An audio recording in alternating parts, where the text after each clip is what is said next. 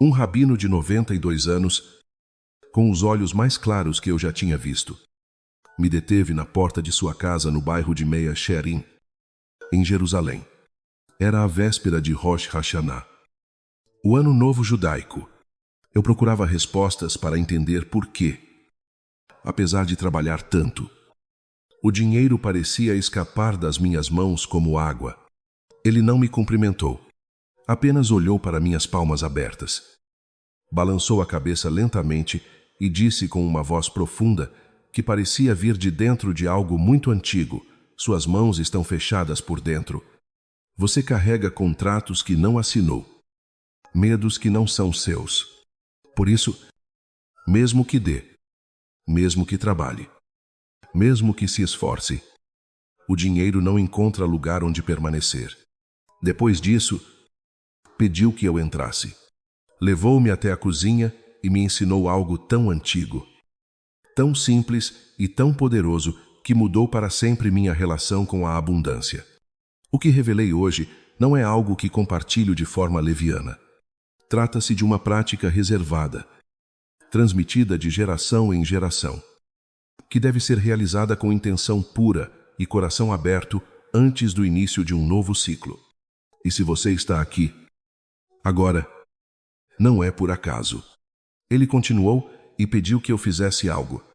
Disse que, se eu sentisse que aquela mensagem tinha chegado no momento certo, se dentro de mim houvesse reconhecimento daquelas palavras, eu deveria afirmar que minhas mãos estavam abertas para receber. Explicou que cada palavra pronunciada com intenção é uma semente plantada no invisível, e o invisível sempre responde. Ele começou então a me contar algo que eu nunca havia dito publicamente. 5 anos antes daquele momento, eu estava na pior fase financeira da minha vida. Não era falta de trabalho.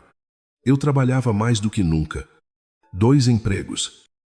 Tarefas extras nos fins de semana. Pouco sono. Má alimentação. Minhas mãos estavam sempre ocupadas, sempre fazendo algo. Porém, o dinheiro nunca permanecia comigo. Chegava o dia do pagamento e, antes mesmo que eu pudesse respirar, tudo desaparecia em dívidas, gastos inesperados ou emergências que surgiam do nada. Uma multa, um encanamento quebrado, um familiar precisando de ajuda urgente. Era como se um buraco invisível drenasse tudo o que eu ganhava. O pior, porém, não era a falta de dinheiro, mas a sensação silenciosa de humilhação, a vergonha de recusar convites e inventar desculpas, a angústia de ver oportunidades e não poder aproveitá-las porque eu não tinha sequer o valor da passagem, a dor de não poder oferecer aos meus filhos algo simples, algo que qualquer pai esperaria poder proporcionar. Era uma frustração que eu carregava sozinho, porque sentia que, se compartilhasse aquilo, estaria admitindo que tinha fracassado, que não era suficiente, que algo em mim estava quebrado. Recordo-me de uma noite específica. Eu estava sentado na cozinha do meu pequeno apartamento, com as luzes apagadas para economizar energia. Observava minhas mãos. Mãos trabalhadoras. Mãos que já tinham feito de tudo. E perguntei em voz alta, como se alguém pudesse ouvir: o que estou fazendo de errado? Não houve resposta naquela noite. Mas dentro de mim, eu sabia que a pergunta tinha sido lançada. E perguntas verdadeiras sempre encontram respostas. 3 meses depois, por uma série de coincidências que hoje compreendo que não foram coincidências, eu estava em Israel. Não foi uma viagem planejada. Foi uma daquelas oportunidades que aparecem disfarçadas de problema. Um amigo precisava de ajuda em um projeto e não tinha mais ninguém. Ofereceu pagar a viagem e me dar alguma remuneração. Eu não tinha nada a perder. Aceitei. Foi em Jerusalém, caminhando por aquelas ruas antigas, onde cada pedra testemunhou séculos de história, que conheci o rabino Tisbei. Eu não o procurei. Ele me encontrou. Ou talvez tenha sido simplesmente o momento certo para ambos. Eu estava perdido e tinha entrado por engano em uma rua no bairro ortodoxo judaico. Era sexta-feira à tarde, pouco antes do Shabat, e as ruas estavam rapidamente se esvaziando. A luz dourada do entardecer banhava tudo. E ali estava ele, parado na porta de sua casa, observando-me. No início, não disse nada.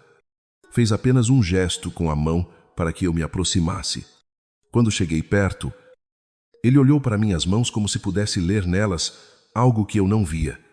Então repetiu a frase que me atravessou profundamente. Suas mãos estão fechadas por dentro. Eu não entendi imediatamente, mas senti algo apertar no peito, pois sabia, de uma maneira instintiva e profunda, que ele estava vendo algo que eu carregava há anos sem perceber.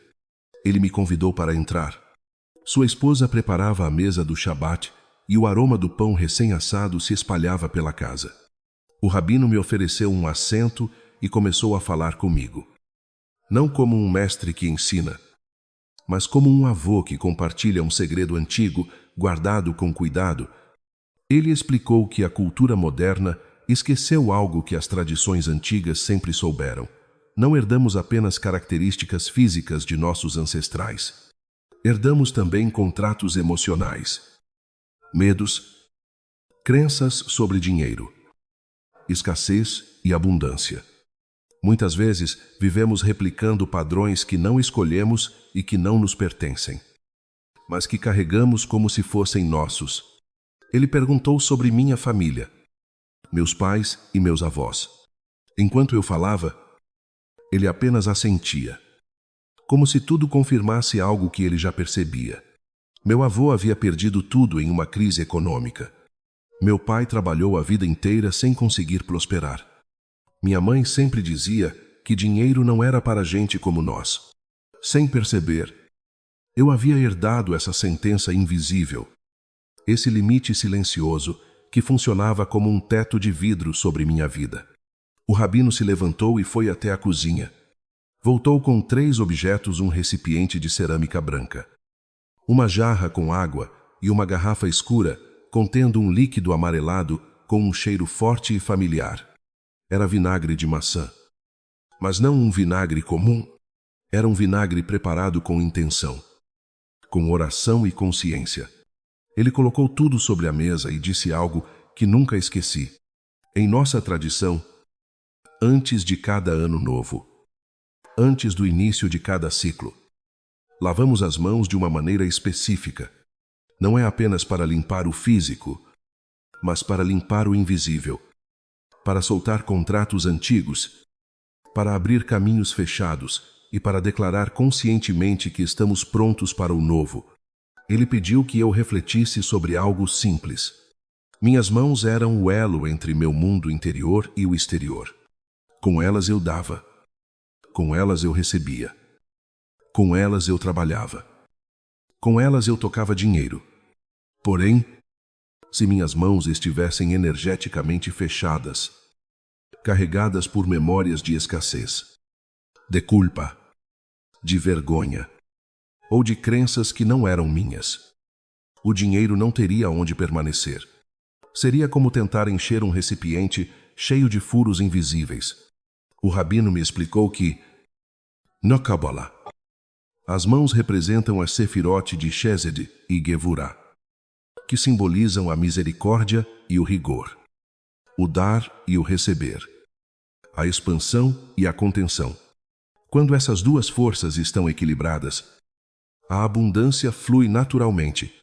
Quando estão bloqueadas ou carregadas com algo que não nos pertence, vivemos em luta contínua.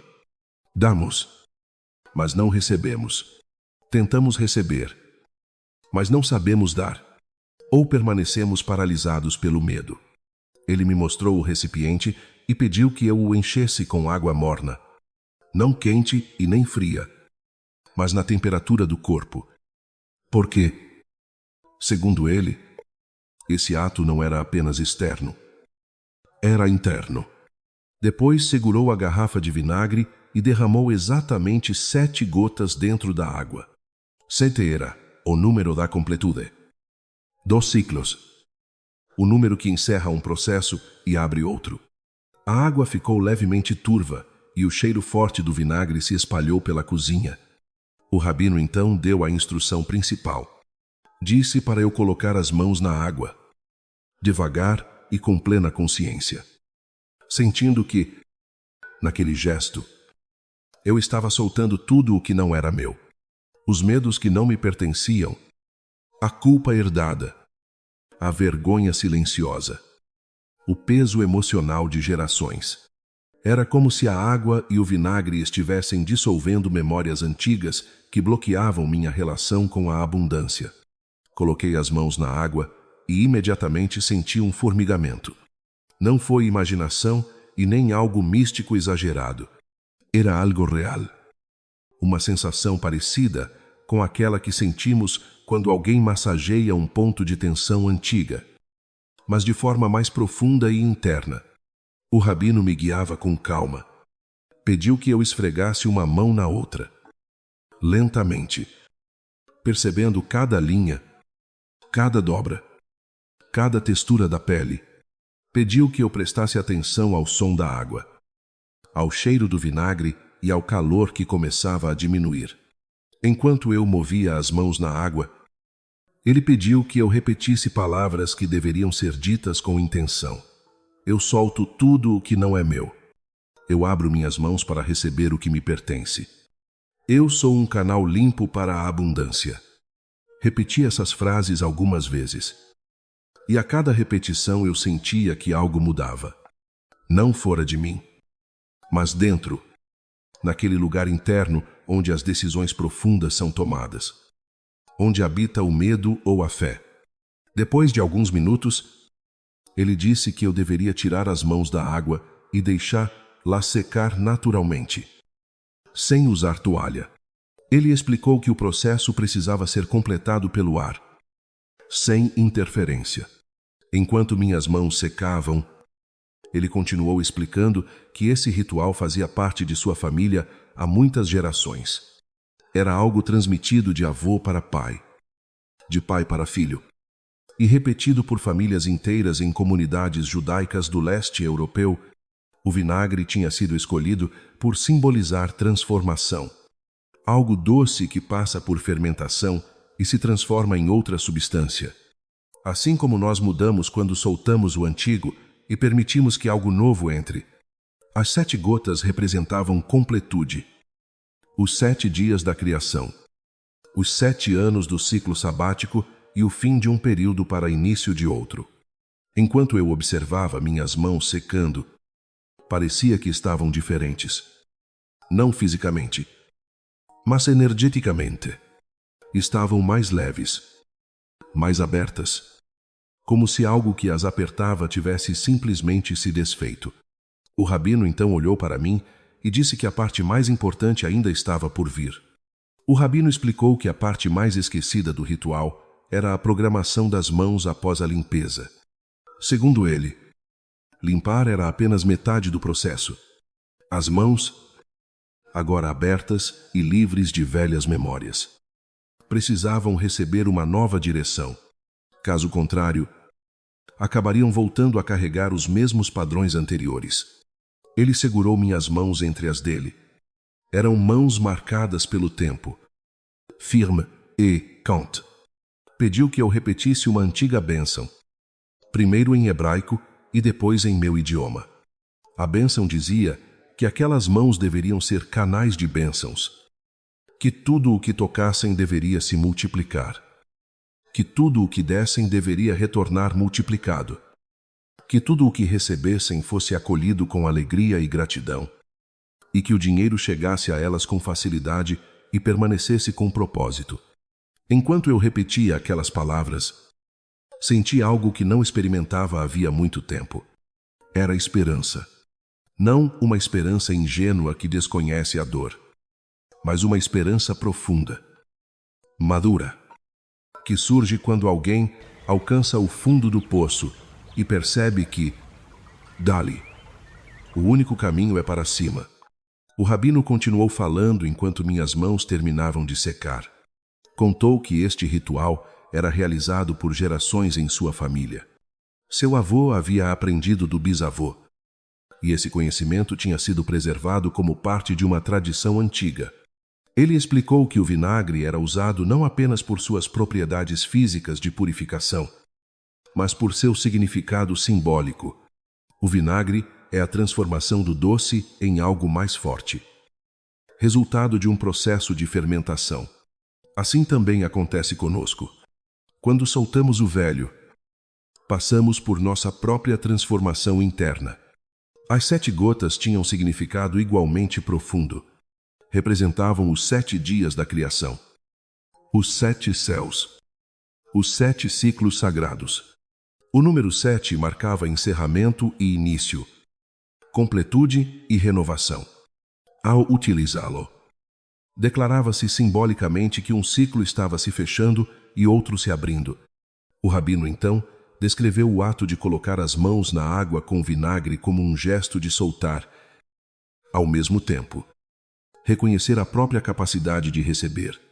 Disse que muitas pessoas carregam, sem perceber, crenças herdadas que moldam sua relação com o dinheiro.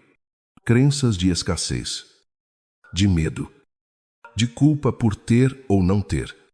Ele afirmou que ninguém consegue receber aquilo que acredita não merecer, e que o ritual ajudava a romper esse padrão silencioso. Ao final da explicação, o rabino pediu que eu observasse minhas mãos já secas. Disse que elas carregavam histórias, trabalho, esforço e lutas. Pediu que eu agradecesse a elas por tudo o que já tinham feito por mim, porque o reconhecimento era parte essencial do processo de cura e abertura. Obedeci. Segurei minhas próprias mãos como quem segura algo valioso. Percebi uma leveza incomum, como se um peso invisível tivesse sido retirado. Depois disso, ele me entregou uma pequena garrafa com o vinagre preparado especialmente para aquele propósito. Disse que eu deveria levar comigo e repetir o ritual 3 dias antes do Ano Novo. Afirmou que, quando feito com intenção e presença, esse processo tinha o poder de abrir caminhos que antes pareciam fechados. Eu deixei a casa do rabino naquela noite sentindo que algo tinha sido transformado. A sensação não era de euforia, mas de clareza. Como se uma névoa que me acompanhava havia anos tivesse começado a se dissipar.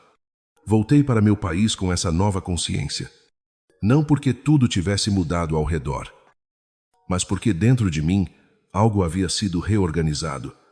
A percepção que eu tinha sobre abundância e escassez já não era mais a mesma. E a mente, quando se transforma, transforma também a forma como vemos oportunidades. Tomamos decisões e criamos novos resultados. Nos primeiros dias, nada extraordinário aconteceu. No entanto, havia uma tranquilidade nova. Eu já não sentia o mesmo peso emocional ao pensar em dinheiro. Já não havia o aperto no peito ao abrir minha conta bancária. Era como se um espaço antes bloqueado tivesse sido liberado. Foi então que pequenas mudanças começaram a ocorrer. As mudanças começaram de forma discreta, quase imperceptível. Um cliente que me devia havia meses entrou em contato de repente, pediu desculpas pelo atraso e pagou tudo o que estava pendente. Dias depois, uma oportunidade de trabalho a qual eu havia me candidatado meses antes e que já considerava perdida, finalmente se concretizou. Outra pessoa me recomendou para um projeto que me trouxe uma renda adicional. Até encontrei dinheiro esquecido no bolso de uma roupa antiga. Nada disso era grandioso isoladamente, mas o conjunto era constante, como se um fluxo que antes estava bloqueado tivesse começado a se mover novamente. Apesar dessas mudanças externas, o mais importante foi o que aconteceu internamente. Minha relação com o dinheiro começou a se transformar. Deixei de vê-lo como algo escasso, difícil, distante. Já não sentia aquela ansiedade permanente que me acompanhava sempre que pensava em contas, dívidas ou obrigações. Havia, pela primeira vez em muito tempo, uma sensação de tranquilidade, como se eu finalmente tivesse espaço para pensar e respirar. Conforme dezembro se aproximava, lembrei das instruções do rabino repetir o ritual 3 dias antes do Ano Novo. Naquela data, preparei tudo conforme ele havia ensinado. Coloquei água morna em um recipiente de cerâmica. Adicionei 7 gotas do vinagre especial. Silenciei todas as distrações e acendi uma vela para criar um ambiente de calma e presença. Sentei-me diante do recipiente e iniciei o ritual com total atenção. Coloquei as mãos na água morna e senti novamente o calor acolhedor e o cheiro forte do vinagre. Esfreguei suavemente as mãos, linha por linha, dobra por dobra, permitindo que minha mente se aquietasse. Repeti para mim mesmo as frases que o rabino havia me ensinado. Sentindo cada palavra como uma declaração, eu soltava o que era velho e afirmava estar pronto para o que era novo. Quando terminei, deixei as mãos secarem naturalmente, respirando profundamente, sem pressa. Não fiz promessas exageradas naquele ano novo e nem elaborei metas grandiosas. Apenas mantive dentro de mim a intenção de seguir com as mãos abertas, com consciência, com confiança no processo. O ano que se seguiu foi marcante. As oportunidades apareceram no momento certo. Novos caminhos se abriram e a sensação de escassez que me acompanhara por tanto tempo parecia ter desaparecido gradualmente. Nada mudou de forma mágica ou repentina. O que mudou foi a maneira como eu estava por dentro. E quando o interior muda, o exterior inevitavelmente responde. Comecei a tomar decisões com mais clareza, sem o peso do medo. A energia que eu transmitia era diferente. E as pessoas ao meu redor percebiam isso. A vida não tinha se tornado perfeita, mas fluía de um modo que antes eu nem acreditava ser possível. O rabino havia dito que o ritual não era magia, que não criaria riquezas instantâneas. Ele explicou que o verdadeiro poder estava no simbolismo, na intenção consciente, na mudança interna. Ele afirmara que aquele ato simples ativava algo profundo no inconsciente e reorganizava a percepção. E foi exatamente isso que aconteceu comigo.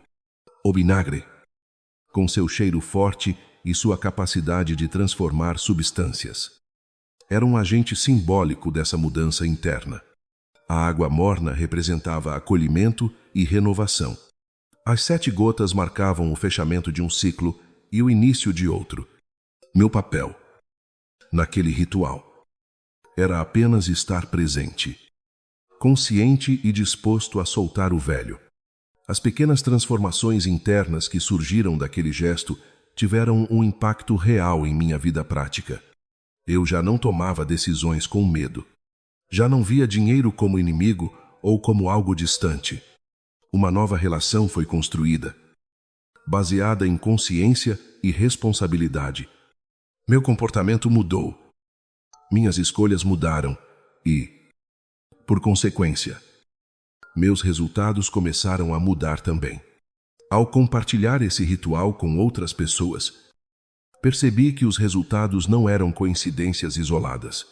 Eram mudanças reais, graduais e consistentes, que surgiam quando alguém se permitia soltar padrões antigos e abrir espaço para novas possibilidades. Uma mulher que vivia há anos endividada e trabalhava sem descanso repetiu o ritual antes do Ano Novo. Poucos dias depois, recebeu a notícia de que uma parente distante havia deixado uma pequena herança. Não era uma grande quantia, mas era exatamente o necessário para quitar sua dívida mais urgente. Outro homem, prestes a fechar seu negócio por falta de clientes, encontrou clareza interior depois do ritual e mudou sua postura. Em poucos meses, seu negócio se recuperou. Uma jovem que nunca conseguia guardar dinheiro passou a economizar pela primeira vez na vida, de forma constante e natural. Essas histórias tinham algo em comum. Nenhuma delas relatava milagres instantâneos. Todas falavam de transformações reais, sustentáveis, iniciadas por um gesto simples, mas feito com intenção. Não era o vinagre que criava a mudança. Não era a água. Era o ato consciente de soltar crenças antigas e declarar que se estava pronto para algo novo. Era o movimento interno de assumir responsabilidade por aquilo que se repetia e se abrir para possibilidades que antes estavam bloqueadas pela própria percepção. O rabino me explicou que a abundância não é algo que precisamos perseguir desesperadamente. Segundo ele, a abundância é o estado natural da criação. Os exemplos estavam por toda parte nas árvores que dão frutos em grande quantidade, nas flores que surgem em abundância na primavera, nas estrelas incontáveis no céu. A escassez, disse a ele, é uma construção da mente que aprendeu a acreditar que não há o suficiente. Quando pensamos, sentimos e vivemos a partir dessa crença. Nossas ações se organizam em torno dela e reforçam sua própria existência. Entender isso não foi simples para mim. Eu tinha vivido a vida inteira acreditando que era preciso lutar constantemente, trabalhar mais do que todos, segurar cada moeda como se fosse a última. Durante anos, associei o dinheiro ao medo, à perda, à falta. Acreditava que, se relaxasse, tudo desabaria. O rabino explicou que essa crença era o maior bloqueio. Quando vivemos em contração, o fluxo natural não consegue chegar até nós. O ritual, segundo ele, não tinha o objetivo de atrair riqueza repentina, mas de quebrar o ciclo de contração que mantemos ao nos agarrarmos ao medo. Lavar as mãos com vinagre antes de um novo ciclo era um gesto simbólico de liberar essa tensão interior. O vinagre cortava memórias. A água acolhia o novo. E a intenção reorganizava a mente inconsciente. O processo envolvia sentidos, emoção e presença.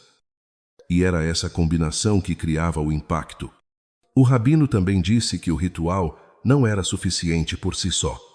Ele explicou que, depois de fazê-lo, era necessário manter a intenção viva nos dias seguintes. Cada gesto com as mãos, cada pagamento, cada decisão financeira deveria carregar consciência. As mãos precisavam lembrar que estavam limpas, abertas e preparadas para receber. Sem essa continuidade, os velhos padrões retornavam com facilidade. Ele então descreveu detalhadamente como qualquer pessoa poderia realizar o ritual. Primeiro, escolher um momento de transição, sendo ideal 3 dias antes do Ano Novo. No entanto, também poderia ser feito antes de aniversários, novos empregos, mudanças importantes ou qualquer início simbólico. Segundo, preparar o ambiente com silêncio e presença, sem distrações. Terceiro, usar um recipiente de cerâmica ou vidro, água morna e vinagre de maçã puro. Quarto, derramar exatamente 7 gotas e observar a água se transformando. Quinto, colocar as mãos na água lentamente, como quem toca algo sagrado. Sexto, esfregar as mãos com atenção plena enquanto se declara a intenção de soltar o passado. Sétimo, proferir a bênção que abre espaço para a abundância. Por fim, deixar as mãos secarem naturalmente e descartar a água com respeito. Ele explicou que o descarte da água não deveria ser feito de maneira descuidada. A água carregava simbolicamente aquilo que havia sido liberado. Podia ser despejada na terra, em uma planta ou, se isso não fosse possível, no ralo. Sempre reconhecendo que aquele material representava algo que estava sendo transformado e devolvido ao ciclo natural. Depois de ensinar o ritual completo, o rabino concluiu dizendo que o mais importante era a mudança interna que se iniciava. Não adiantava realizar o ritual sem intenção. Era a consciência presente em cada gesto que permitia a reorganização da mente e da energia. Ele afirmava que, ao transformar a relação com o dinheiro, transformávamos também nossa relação com nós mesmos. com o trabalho, com o merecimento e com a vida. Depois de terminar a explicação do ritual, o rabino compartilhou casos de pessoas que o haviam praticado e experimentado mudanças significativas em suas vidas. Ele insistiu que não se tratava de magia, mas de transformação interna, provocada por um ato simbólico e consciente. Acreditava que tudo o que soltamos emocionalmente abre espaço para novas possibilidades e que, quando nossas ações carregam intenção verdadeira, o mundo ao redor responde de maneira correspondente. Uma mulher havia passado anos em dificuldades financeiras. Mesmo trabalhando muito, as dívidas pareciam aumentar. Depois de realizar o ritual, recebeu uma notícia inesperada. Uma parente distante havia deixado uma pequena herança, suficiente para que ela quitasse uma dívida que a atormentava havia muito tempo. Um homem que tentava salvar seu negócio falido notou que, após fazer o ritual, sua postura mudou. Ele deixou de agir com desespero.